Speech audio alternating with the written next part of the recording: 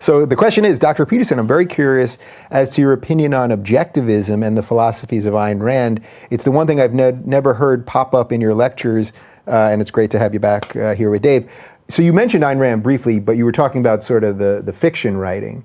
Do you have any thoughts on objectivism generally, or the sort of greater philosophical part of it? Well, I like the emphasis on individual responsibility.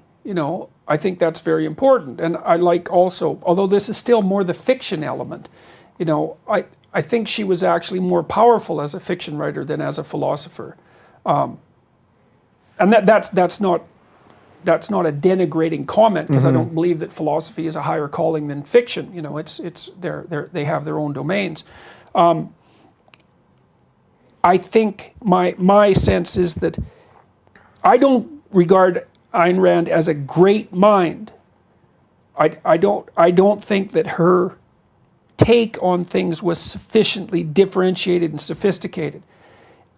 Like I said, she had reasons to be anti-communist, man, and like for sure, there are plenty of reasons to be anti-communist. So I can certainly, and I can resonate with her critiques of that collectivism, and I like the romanticism in the books. I enjoyed reading Atlas Shrugged, and I read it again recently. I enjoyed it again, but I also don't think it's great literature, and the reason for that is that she doesn't place the struggle between good and evil inside her characters. It's always between characters, and that's a mistake.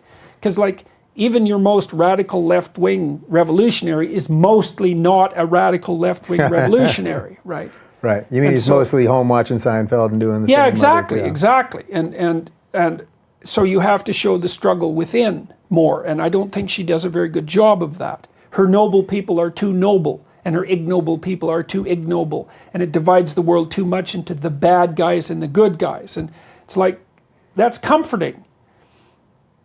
And there's an archetypal element to it too, but it's not sufficiently differentiated enough or sophisticated enough. Yeah. It's interesting, because I know that if any of the ARI people are watching this, they'd be happy to continue that conversation with you publicly. Like that's what it's all about. So.